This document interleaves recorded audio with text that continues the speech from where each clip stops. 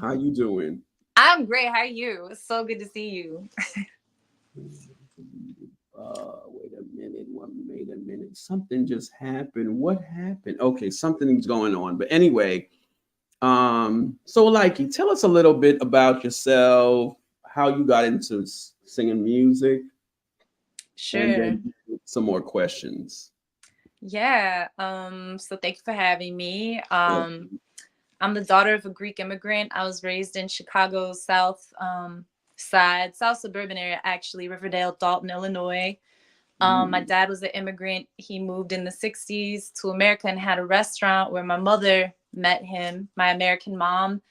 And music was in my family. My dad, we had belly dancers in the restaurant. It was called Diana Zopa and hmm. Bazuki. As a matter of fact, my dad, on the day of their wedding, I wasn't there, but I've seen the pictures and I knew my father's voice. He had such a beautiful, like robust voice. He sang to her on their wedding day with the Greek band, Bazuki. And then my Right. mom loved jazz. So I grew up hearing my mom sing at piano bars and different music outlets around Chicago. So I was encouraged to sing as a child. And um, my grandfather on my American side loved jazz. So I grew up seeing people like Oscar Brown Jr., Von Freeman, Buddy Charles, going to piano bars. Yeah, Dick Beebe's big band, Franz Jackson on clarinet. Like I was like 6. I was 8 when I started singing in public because I wanted to learn standards because I was in it. So my mom would write and ear train me and teach me. And then I was like, you know, giving the Right. pianist a break, during their set. Like, let the kid come up and sing, like, You Made Me Love You. So that's how I kind of started singing in public. Wow. Yeah, that was the start.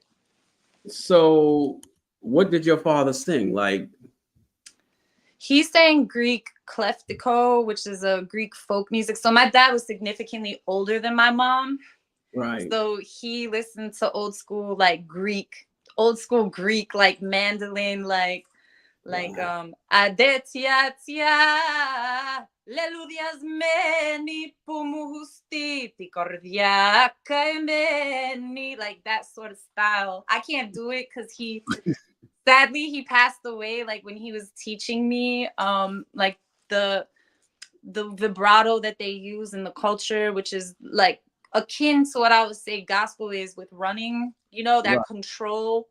He had Right. that just innately. It was just, he would just sing wherever, because he Right. was a farmer. So I would imagine he was born in like 1932. So I would imagine while he was farming, he probably was singing because there was no iPhone, there was no this phone, that phone, Yeah. TikTok, whatever. You had to entertain yourself to do that sort of manual labor with like a mule walking the mountains. So he was Right. just an incredible singer.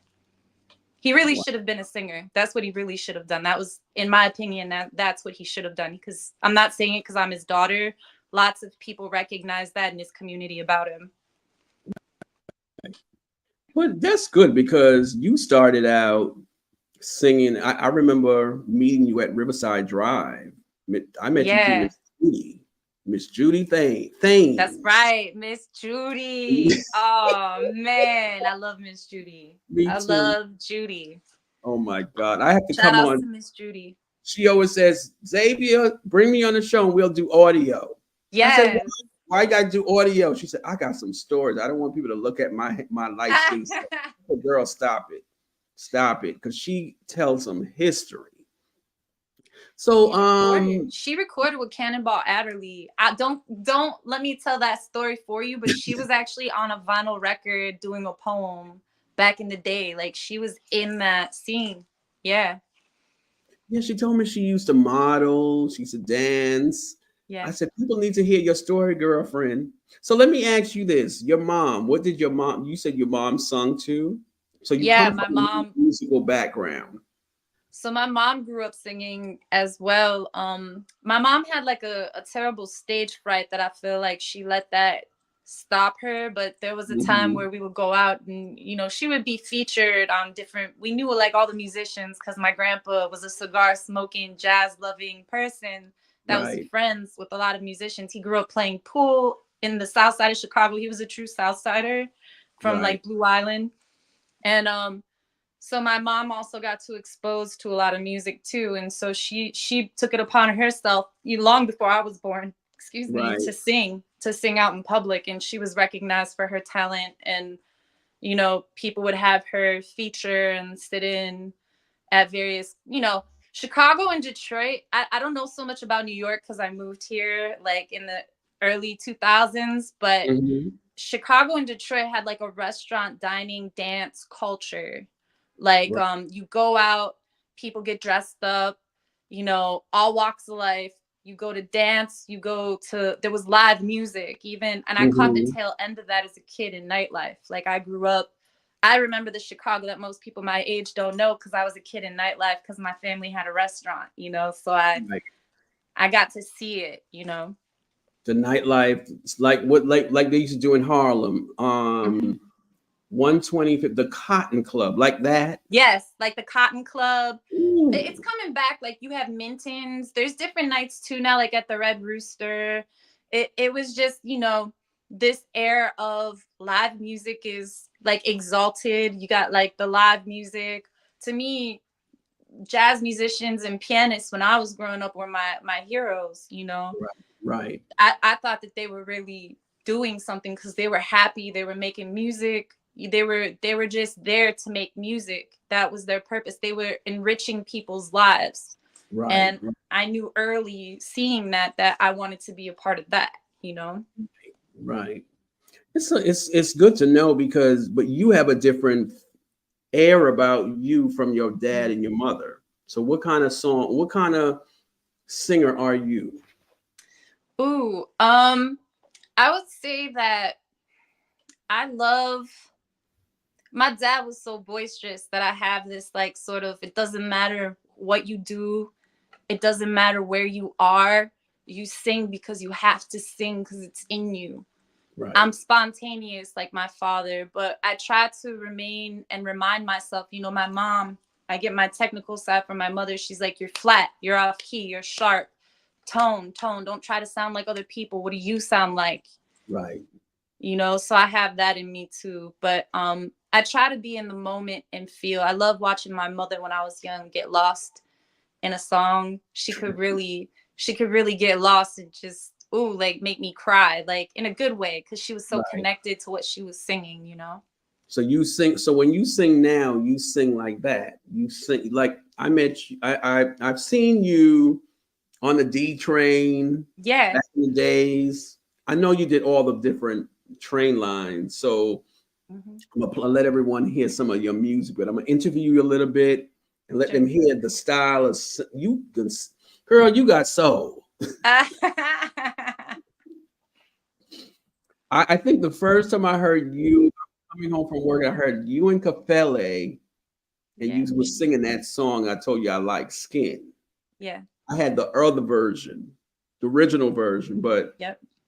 is there a reason when you write different songs, different lyrics for why do you write your song? What you're going through? Yeah, so writing for me started young. Like I started keeping a journal and I learned to tie my singing with my songwriting early. It just kind of happened by accident. So yeah, to me, what I'm going through, it has to be true. It has to be true. I'm not trying to sound like I'll listen to Billboard 100 because I have written for other singers, or I will try to listen to other people from writing for someone else. But when I'm writing for me, um I'm really just trying to solve the problem of what I'm going through, and Right, it's therapeutic. I don't go to my art for therapy. For me, it should never be therapy, but it can be therapeutic at best. And right, it's like, if you want to really know me, I think that sometimes I can be an enigma to people, but if you really want to know me, you'll know me through my music, whatever it is that I'm leaving behind. right. Because I sing gospel. I've sung with Hezekiah Walker and the Love Fellowship Crusade Choir for I years. didn't know that about you. I love Hezekiah But, Walker. I forget but see, that song. that's why Judy used to always, the neighbor next door. Oh God, she's 7G. He's the guy next door. The mother was a teacher, and she told me Miss Judy used to go around and say, Xavier can sing. Xavier can sing. So I Yep. sung for her before she died. we were walking up Riverside Drive, and she said, sing for her, Xavier, let her hear you sing. And I sung, why should I feel discouraged? His eyes on the sparrow. That's what I was singing. And why should the shadows come my way? And why should my heart feel lonely, lonely, and long for heaven and home? I'm not going to sing everything. When Jesus is my portion, a constant friend is he. His eye is on the sparrow, and I know he watches me. So I was raised in a family that we sing. Thank you, sweetie. So Miss Judy, when I lived in Riverside Drive, everyone knew Xavier could sing because of Miss Judy. Yeah. I still sing with Hezekiah now. We're doing like. I did not know that about you. Can you please let me know? So please. I joined the choir after they did live in London. No, live in Morehouse. No, Morehouse College in Atlanta. I joined the choir 94. Whenever they did live in Morehouse College, I joined the next Thursday. I came to rehearse. Wow. I used to live in Bed-Stuy, Thompson Boylan Street between Herkimer and Fulton Street. Oh, wow. Yeah. Which was a few blocks away. And came in from work one night, got changed, got dressed, and I went to work. I went to the church. Didn't know where I was going, just went. And I went, and from there, I've been singing with the choir all these years. Wow. And I'm gonna tell you, the choir kept me from mess. Yeah. Because I could have been caught in this and caught in drugs and caught in that. But I always, from a young age, I've been writing music. From a young age, I know how to sing. Yeah. It was like birthed into me. I can hear someone's like. I was walking outside a couple of months and I heard this guy had some music on. Didn't exactly hear, but when he stopped and I waited for the buzz, I said, "You playing gospel, right?" He said, "How you know?" I said, "I hear it. I hear stuff sometimes, and it just you have to." I write with the music or the singing, so I think at one time I want to maybe come out and do an album eventually. Yeah, I don't. Yes, so you must. I have to. So I'm gonna let people hear some of your music. One is like one of your favorite songs is like I have Destined Unknown. Let me let them hear a little bit. I love that song because I was living in some of the songs you're playing today have a special place in my heart because I was living in Harlem. And this one, Destination. What does this one mean when you wrote this one? So I was really I was on a TV show and I really thought I was gonna really go far with it. And I'd gone through something kind of devastating. Right. And I remember my neighbor at the time. Did you know DJ Amore? She lived next door in the building that burned down. Oh, 627. Yes. So she gave me a beat. And in my sorrow of my disappointment, you know, I really felt like that's my shot to really like get on TV. Like I've never wanted to be famous, but I was so close. You know, I was so close. And when you're really faced with that sort of pressure and that sort of reality where you're that close, and then it's like it's gone, I felt like, forget this. Like I'm gonna be off the grid. Like I want to see the world. Like there's more. This isn't real. Like what I thought was real isn't real. But what I'm manifesting now is what's real. Like I want to pack my things. I want to see the world, and that's what I've done since I've written that song. Which is, you know, I say lyrics are prayer, and they really are, because what we sing or what we think and what fills our subconscious, especially singing, as you know, as a singer, it lives inside of us and manifests. It's an extra thought. So why not create a thought that can propel, you know, to manifest into something that I want to do that's positive, you know? Right. So you think you're a better writer and singer from your parents, or both of them together combined, and you create like that? I don't know. Like, you mean like in terms of just better writer, singer? Like, what do you mean? What do you Okay, mean? like dad did his kind of music, mom Yeah, sung a song and got lost in it. So you have both of them in you. I do. So being that Mo- you have both of them, you should be able to feel that. Because like I've heard you sing in the train, and I'm like, Mhm. you just imagine her on a stage, you closing Yeah, your eyes and you just singing it. yeah. You feel yourself doing that? I do. I feel most connected,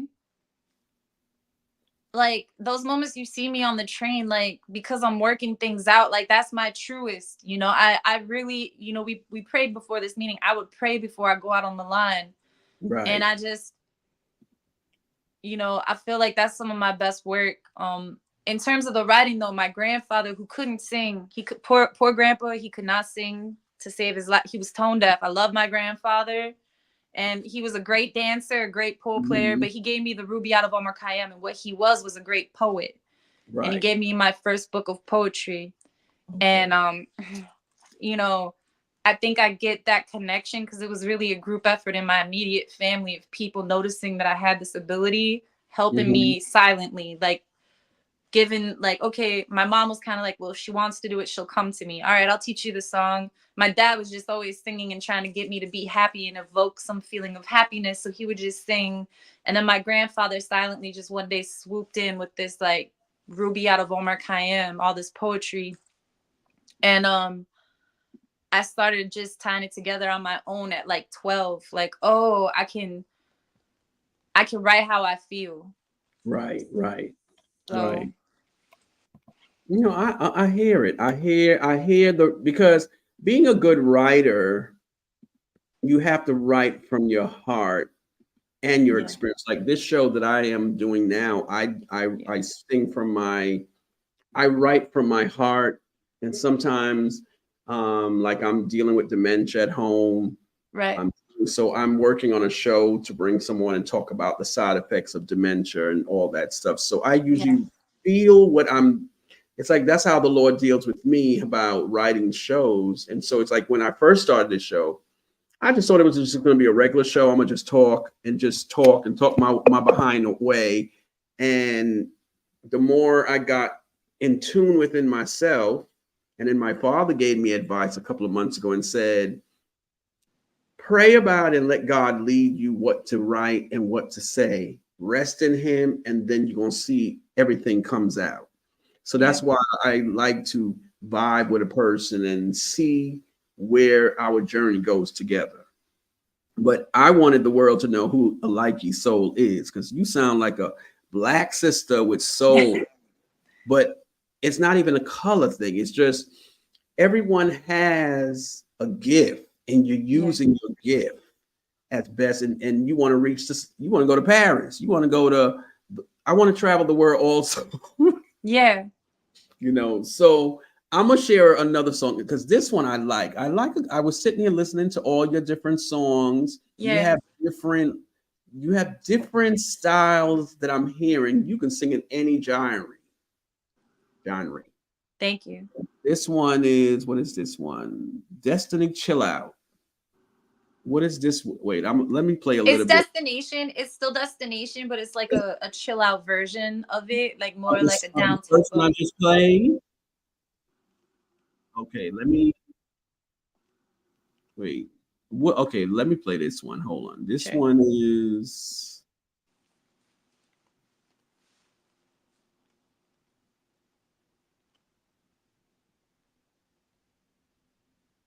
like, I can't hear it. you hear it? No. Oh my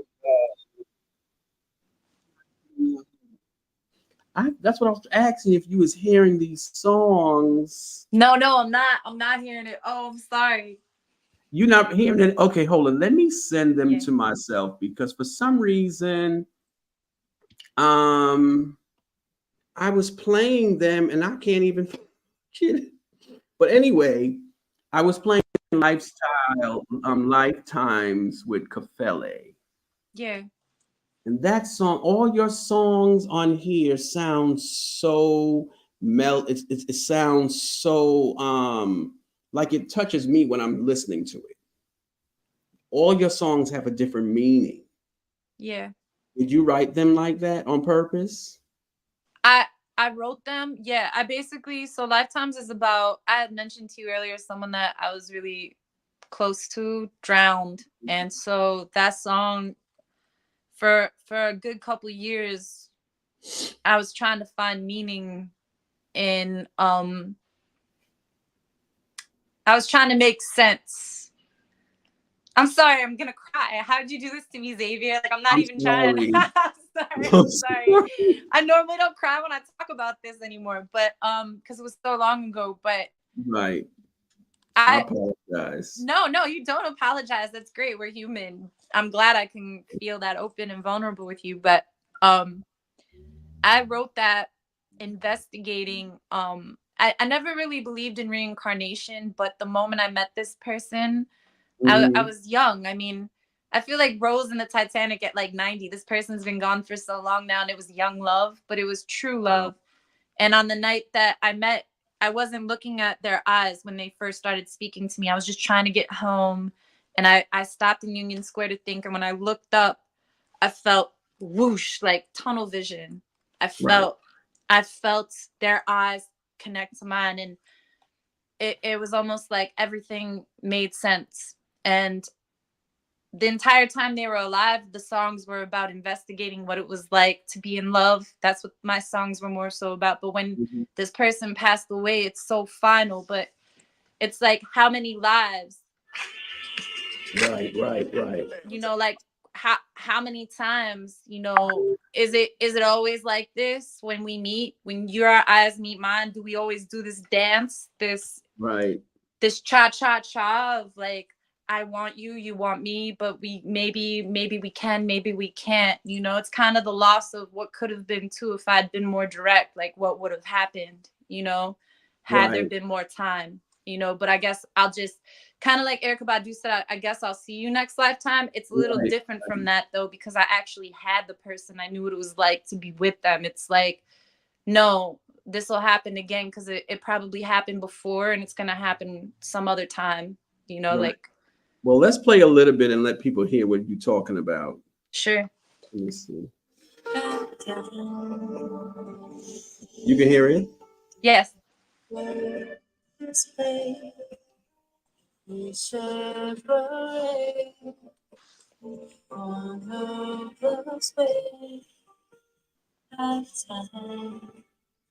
didn't know this was a ballad. I didn't realize it was a ballad of. Now I understand what your songs mean. Each song has a definition of what the song is. Yeah. And that's cool. Okay, let's go to another one because I like all your, like, Beyond Melanie. Oh yeah. Oh my God.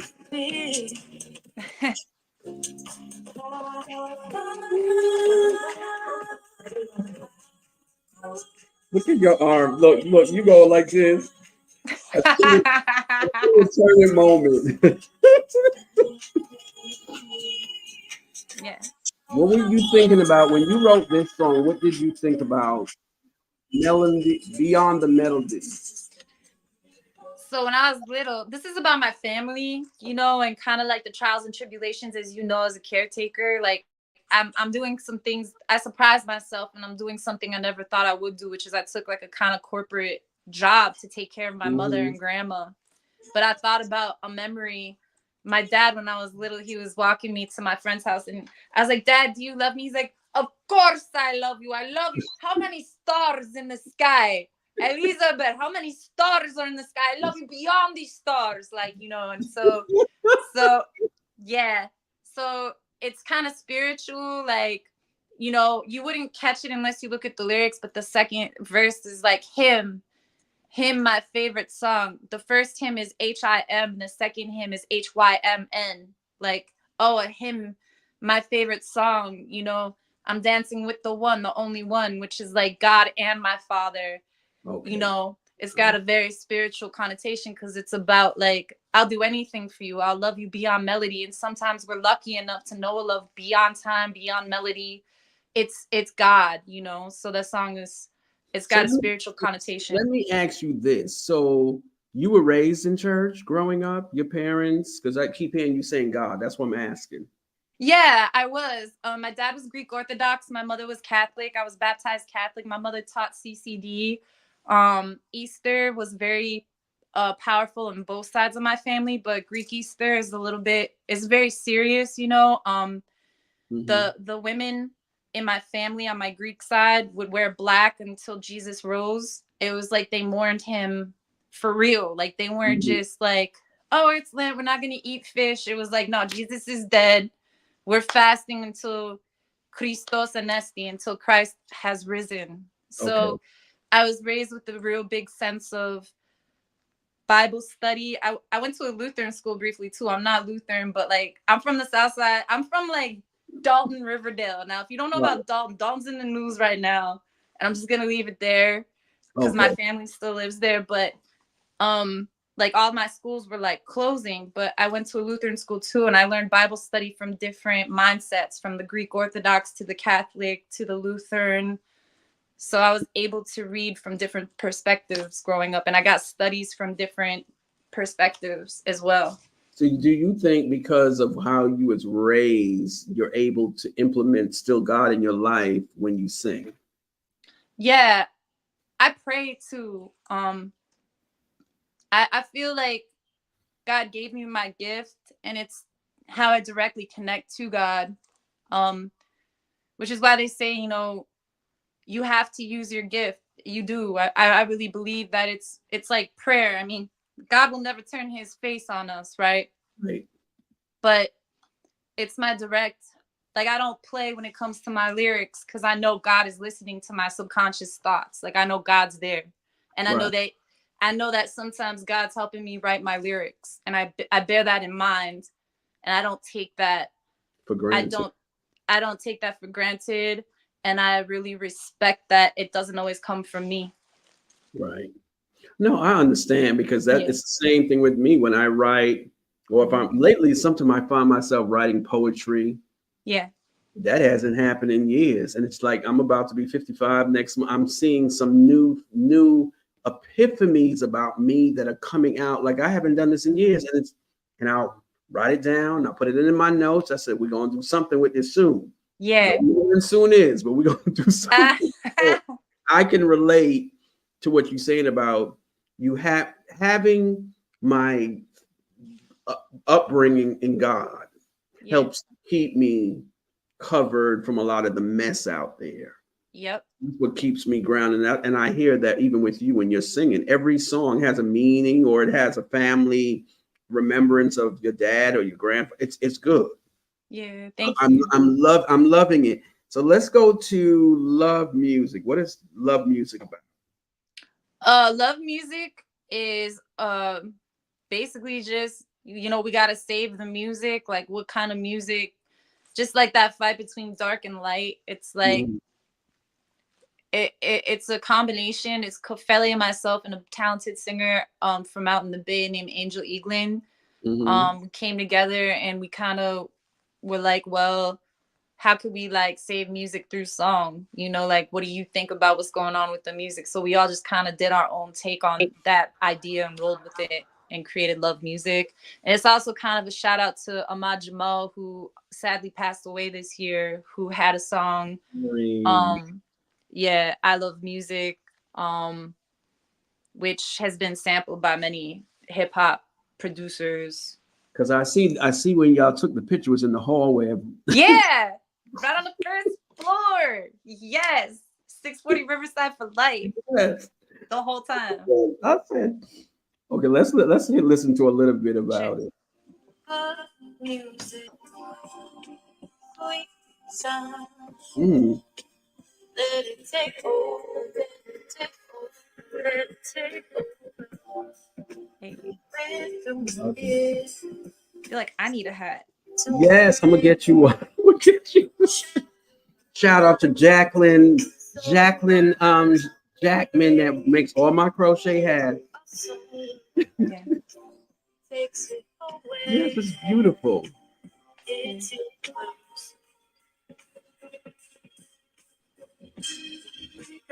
This is the guy that passed. What was that? That was the guy that passed that's singing now. No, that's Kafele. Oh, I know he can sing. Yeah, he can sing. Yeah. Yeah. Wow. Okay. So what about oh no, we're not gonna do that one yet. Not that one. Okay, let's do that one. What about what Skin? Because I when I heard Skin, it was another version because I played it with some food that I cooked, and I said, I love this song. Thank you. It's so catchy. So is there a reason why it's named Skin? Yeah, it's named Skin because the person who shall remain nameless. No, but it so much of our life intertwined, like working together. Everything was just combined. It was almost like a marriage in a way, you know. And the skin is your largest organ. You can, you know, it's part of your senses. You know, you can touch it, you can taste it, you can feel it. It hurts. Like you can actually feel your skin hurt when someone is leaving you. It feels like your skin is coming off. Like you almost wish you could shed it. So I was like, yeah, like there's no other way to describe the way this person, the mourning, the loss of them felt, and the indecision of it all.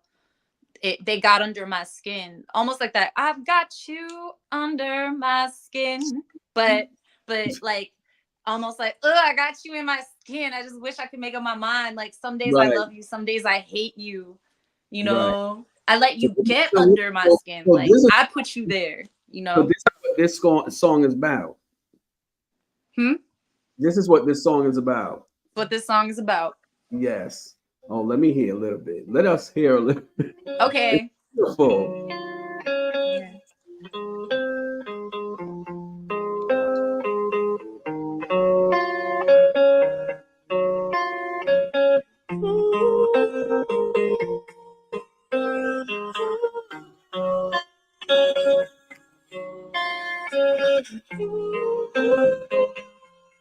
I didn't know you could sing like this. Oh. For real, I knew you could sing, but I know you could sing like this. Thank you. Okay, hold I think I know you very well. I think we hate each other both under a spell. I think I love you, but I won't. We drove you like drugs. I'm feeling for you still. Skin. I think I'll die for you, or be your baby mama. I think I'm gonna be the one that causes you most drama. I wanna lay with you, be with you all the time. I want you. That's beautiful. That is beautiful. So, out of all your songs, what is your favorite? Do you have a favorite song, or all of them are all your favorites in different? Yeah, it's hard. It's hard because all of them kind of document. It's like a journal entry, you know. There's songs that aren't released that I sing to on the train or in public that I just haven't recorded well. Like I want to record. I would love to take all those songs and do like an actual album where it's all done by like the same band, as opposed to little pieces of myself out there as a single. But I release them as they come out because I feel that that's the most authentic mood that I'm in. That's how it's gonna be captured, and bam, like that's it, you know. Hopefully, God permitting, I get to sing it in different scenarios. But to answer your question, like the song that I'm working on at the time is like often my favorite song because I'm obsessing over getting it right. Like right now, I'm still thinking about Beyond Melody, and I'm like, ooh, I need to go back and try to like re-record that or do like a remix or do something to make it come out more. Like the song that I have yet to record is going to be like my next song that I'm obsessing over. So those tend to be my favorite songs. But Skin, I had the opportunity to sing at Blue Note with Hypnotic Brass Ensemble when it was fresh, like 4 years ago. Right pre-COVID, and I had so much joy singing that song on stage. Do you still do the do you still go on the trains and sing, or are you doing it? I do. As a matter of fact, I'll be out there tomorrow. Yes. All right. I still do. I still do. So how is the feeling when you do it in the trains, then going into like a Blue Note to go sing or one of those jazz clubs? What's the difference? It is such a big difference. Like what I'm doing with my body changes. Cause when you're standing on the train, you got to maintain your balance. You know, you got to like really try to stay still and not fall, but you also got to, the man, New York City, nothing has taught me more about being a vocalist and a songwriter than the New York City public, man. They will tell you, and whatever's going on in the world, you feel it immediately. They will tell you, they will let you know. Mm-hmm. In a setting like the Blue Note, I mean, people are coming, they want to be entertained. You know, on a train, it's not necessarily so. You got to kind of win people over. It's like, hey, all right, man, I'm gonna sing for my supper. You already know what it is. All right, like I'm gonna be as respectful about this as possible and share my art with you and then get out. Where at the Blue Note, I have time to let my hair down and focus and connect with people in a different way. Like those people actually came to be entertained. They're actually paying to be entertained. Right. And then I also have the luxury of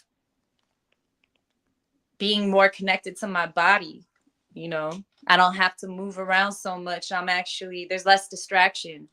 On the It's train, it's distraction because you have to pay attention. That it can be, yeah, it can be, because you gotta watch your back. You gotta not be off key. There's people constantly recording. You gotta always be at your best because you're walking your brand. Not that you're not doing that at Blue Note. It's just that anything can happen on the train, you know. yes, And yes. there's always subconsciously like, I'm not entirely safe. I pray God has me, but there's always that element of anything could happen here.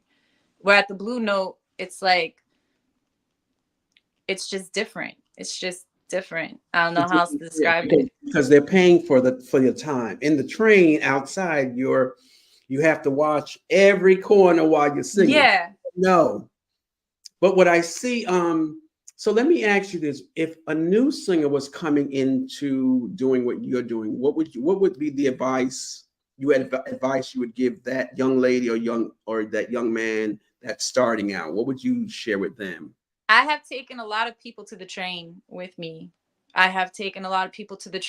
Because there's nothing like being able to make money. I mean, for a good decade, that's all I did. And I toured with people. I wrote for people. I didn't have to, like, I put down a waitress tray to pick up a microphone and sing so that I was constantly in what I needed to do. And it invigorated me and gave me such quality of life that I wanted to share it with people. So I would tell people like, hey, don't wait for an opportunity to present itself. Like, I made so many connections by taking it upon myself to be so vulnerable, to be in the public and be told like, hey, no, not today, or this or that or the third.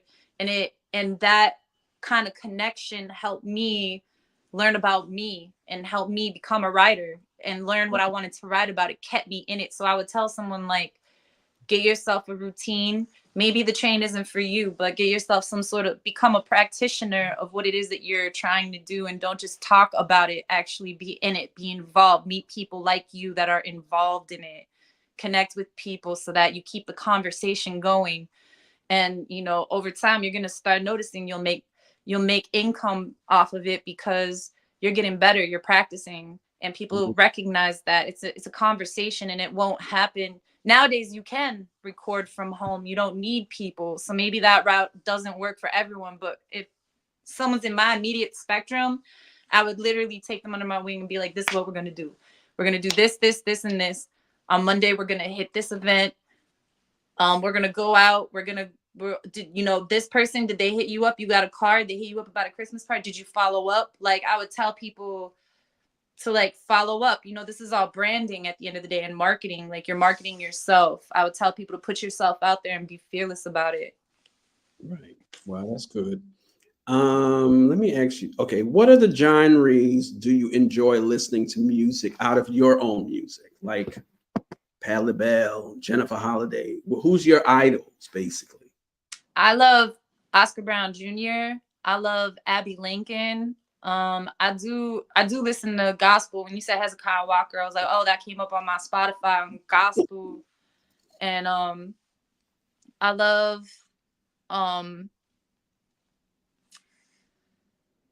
Dexter Gordon. I'm an old school like jazz person. I love like Thelonious Monk, John Coltrane, Ella Fitzgerald, Billie Holiday.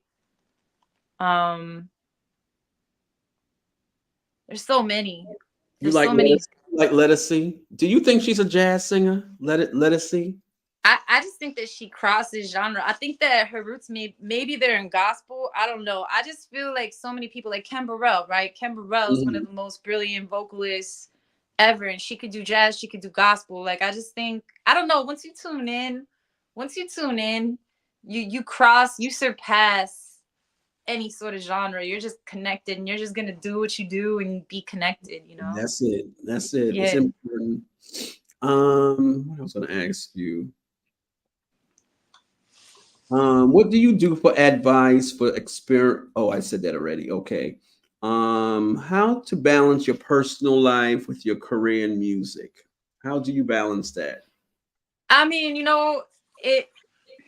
it's tricky. Like we share, I take care of my family now too, so throw that in the mix. But I still sing on the train because I have to, like it's not like, oh, woe is me, I'm singing on the train. It's like, no, look at me, I'm singing on the train. I have to do this. I'll go crazy. Like some people go play basketball, whatever. No, like I need this because I know it's helping others and it's helping me too, I do ultimately have a silent pact with myself that if anything takes away from my art too much, to let that go and cut that off, because I'm not sacrificing that, because I know that for me it's death. I might as well not be here. I'm not saying that to be so dramatic, but I have to make art, so I know when I'm not doing it, because I feel like I'm going crazy. I feel like I'm suffocating. Right. So I always make time for my art. Important. Yeah. How do you prepare for a performance on the train or going somewhere? I don't go out anymore without warming up my voice. There's this warm up that a friend of mine who's a producer gave me 4 years ago called Mama Jan's. So I do that. That's about a half hour, like just basic, like, like stuff like that you do, like, but it actually, or like, too. And then, all that kind of E-A-I-O, like all that stuff. Because if you think about it, right, there was a time where I was singing like 6 hours a day, going from car to car, doing vocal gymnastics. And the thing about that is I did it all without harming my voice. So I warm up just like any athlete or any person does at their best. I warm up, and I do that before performance. I think it was like Louis Armstrong that said, if I don't warm up one day, I'll know. If I don't do it 2 days, me and the band will know. And if I don't do it 3 days, me, the band, and the audience will know. Because now that's when you start going flat and you're off key, or you're missing it, and you can't be in the moment because you're just doing simple things that you should have just taken care of with like an hour or two warming up, So if I'm going to do like a real tour, every time before I hit the stage, I'm going to warm up. So question, when you're singing, like say you on a train singing, no one know you messed up because you know the song. So right. So if you mess up, nobody knows.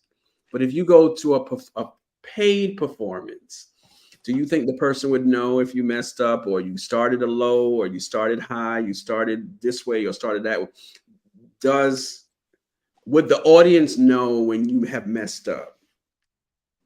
I think that anyone can hear. I think that the audience knows if you're not connected. I try to focus on connection. There's things that I do just so I don't vocally get tired, and that I have certain things that are accessible.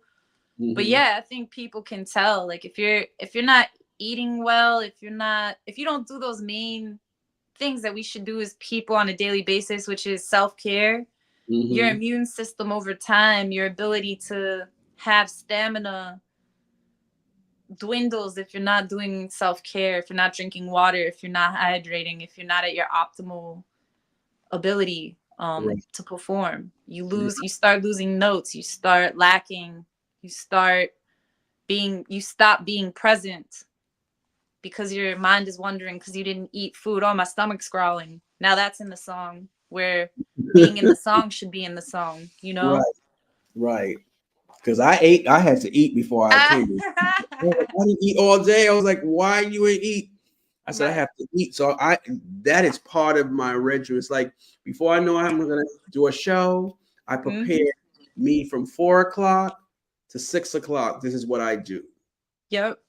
to prepare for the show. So when it comes on, I'm not nervous. I'm gonna interview and have fun, and Yes. and that's how I do it. But I am so grateful that I've known you through Miss Judy. Oh my God, Judy, thank Yes. you. Miss Judy, we shouting you out, girl. Yes, Miss Judy. Shout out to Miss Judy and the street named after your beautiful mother who helped make that Riverside Park a thing, Miss Genevieve. Yeah, she said to me she hasn't stopped crying. Yeah, I said I to her, believe it. I said, embrace it because your grandchildren are here. Your great Yeah. grandchildren are going to see that your mother made a way, and you have impacted a lot of lives too. Because if it wasn't for her, we would have never met. No, you're walking down the street. You smelled so good. The oil. I was like, oh, and you're singing. You had on something from Sophia too, if I recall. Something. But anyway, Um, I remember how you smelled, and you smelled so good. I was like, I mean, ooh. I make hair and body oils. That's I why. know, because I think I might have gotten some from you. I copped some from you at one point. You walked by, and I was like, oh, hello, How you hello. doing? Where are you going? So let me ask you, what are the projects you are working on now from now to next year? Are you working on any big projects? You going on a tour? What are you doing? Tours just kind of sporadically come into my life. Like I never chase tours when they've happened, so I can't even say if I'm gonna go on tour. But I do write for Jessica Betts, who's incredible R&B vocalist who is just awesome. She notably was signed to like Boys to Men back in the day, had a song on Big Mama's House, won Missy Elliott's Road to Stardom. She and I have been collaborators for over a decade. Her wife is Niecy Nash. So we have a couple of songs out together. We've been I sang backup for her at like Apollo before in Harlem.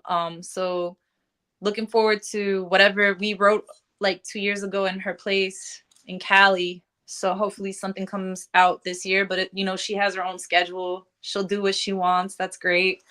Right. I have a project with DJ Stingray. I also have music on Track Source, house music that's been released in the past that's separate from my site that you can check out. So I'll be releasing some more house music with DJ Stingray. I think his company is Tribal Records. Kafele is also going to be featured on those songs too. Other than that, just self-releasing, Right. and yeah.